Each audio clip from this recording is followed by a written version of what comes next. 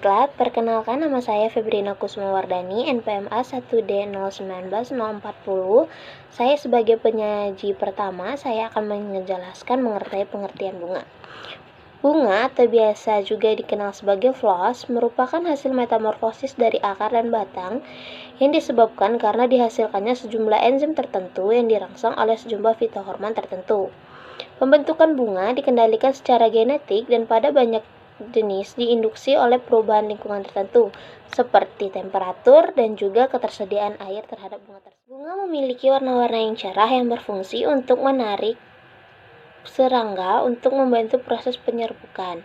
Selain itu, bunga juga berfungsi sebagai alat perkembangan secara generatif atau seksual karena di dalam bunga terdapat benang sari dan juga secara umum, bagian bunga terdiri atas tangkai bunga, dasar bunga, perhiasan bunga, dan juga alat reproduksi berupa benang sari atau putik. Dapat dibedakan berdasarkan letak dan susunannya. Yang pertama, bunga tersusun secara menurut garis spiral atau asiklis, contohnya pada bunga cempaka atau Michelia cempaka L. Yang kedua, bunga yang tersusun secara melingkar atau siklis, contohnya pada bunga terong Solanum melongena dan bunga bakung Hymenocallis litoratis. Dan yang ketiga, bunga yang tersusun secara campuran, maksudnya sebagian tersusun menurut secara garis spiral atau asiklis dan sebagian lainnya secara melingkar atau siklis, contohnya pada bunga sirsat Annona muricata. Setiap bunga memiliki beberapa sifat yang secara khusus dimilikinya untuk menarik serangga untuk membantu proses penyerbukan. Yang pertama adalah bentuk keseluruhan atau bagian dari bunga itu tersendiri. Yang kedua, warna dari bunga itu tersendiri. Yang ketiga, bau yang dikeluarkan oleh bunga itu sendiri. Dan yang keempat, ada atau tidaknya zat madu atau zat lainnya yang ada pada bunga tersebut. Nah, dari semua sifat-sifat itu tuh berfungsi untuk sebagai alat pengenal atau ciri khas yang dimiliki oleh setiap bunga, sehingga setiap bunga memiliki ciri khas dan juga pengenal yang berbeda. Assalamualaikum warahmatullahi wabarakatuh. Saya Betika Enggraini, NPMA 1D019-032, akan menyampaikan tentang jumlah dan tata letak bunga pada tumbuhan. Pada tumbuhan, ada kalanya hanya memiliki satu bunga saja. Seperti contohnya yaitu bunga coklat atau Zeparanthus roslyn. Pada umumnya, tumbuhan memiliki banyak bunga. Tumbuhan yang hanya memiliki satu bunga disebut bunga tunggal atau planta uniflora, sedangkan tumbuhan yang memiliki banyak bunga dinamakan planta multiflora. Jika tumbuhan hanya memiliki satu bunga saja, biasanya terletak di ujung batang atau di ketiak daun. Menurut tata letaknya, bunga dibedakan menjadi yang pertama yaitu bunga di ujung batang, contohnya yaitu bunga coklat atau Zeparanthus roslyn, dan bunga merak atau Caesalpinia pulcherrima.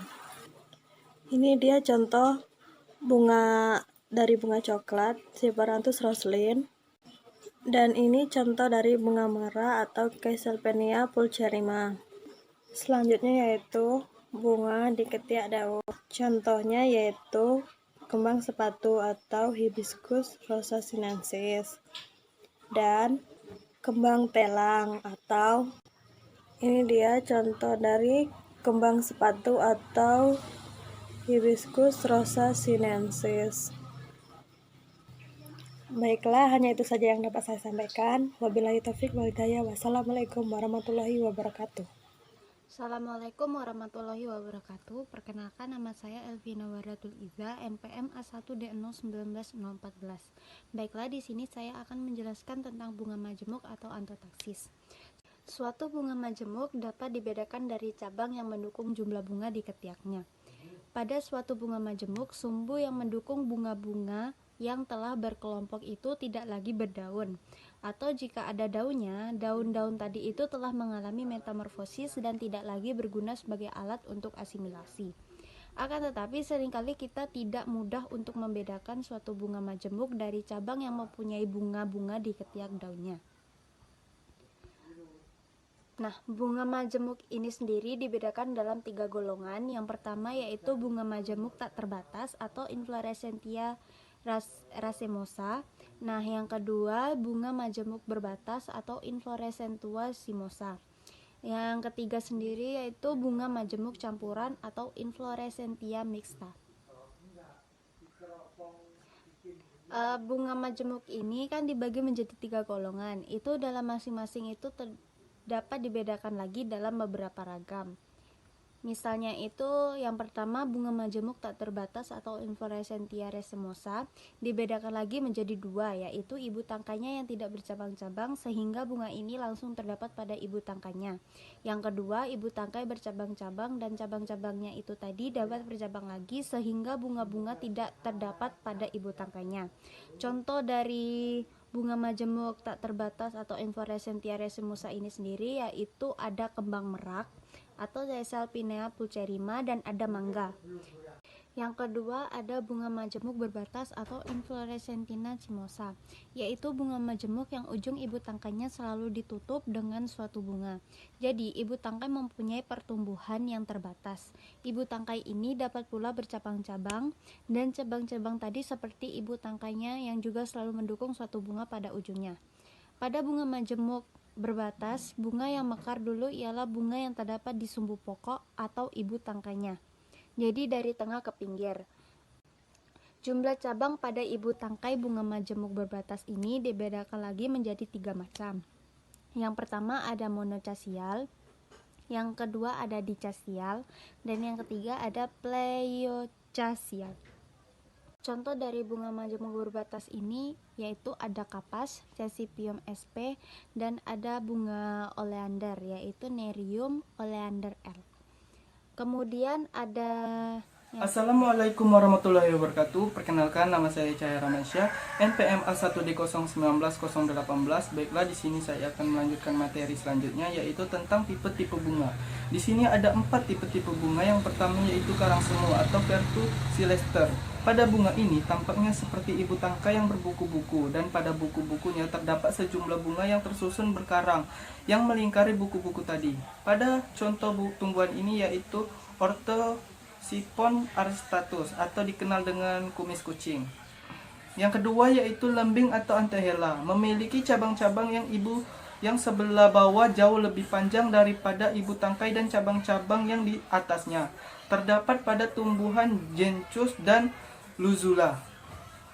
Yang ketiga yaitu tukai atau Glimmerulus, yaitu suatu bunga majemuk yang biasanya bersifat berbatas atau simosus, terdiri atas kelompokan bunga-bunga kecil yang tidak bertangkai yang tersusun rapat pada cabang-cabang majemuknya. Contohnya pada bunga rami atau Behemeria nevia Gaud. Yang keempat yaitu berkas atau Phaseolus, juga suatu bunga majemuk yang umumnya bersifat berbatas atau simosus dengan ibu tangkai yang pendek, bunga lebih besar daripada bunga pada tangkai, mempunyai tangkai yang tidak sama panjang, seringkali dengan warna yang menarik, misalnya pada bunga jadam atau Reoyo Discolor Hansel. Baiklah, itulah materi dari kelompok kami tentang bunga. Lebih dan kurang saya mohon maaf. Saya akhiri, wabillahi taufik wal hidayah. Wassalamualaikum warahmatullahi wabarakatuh.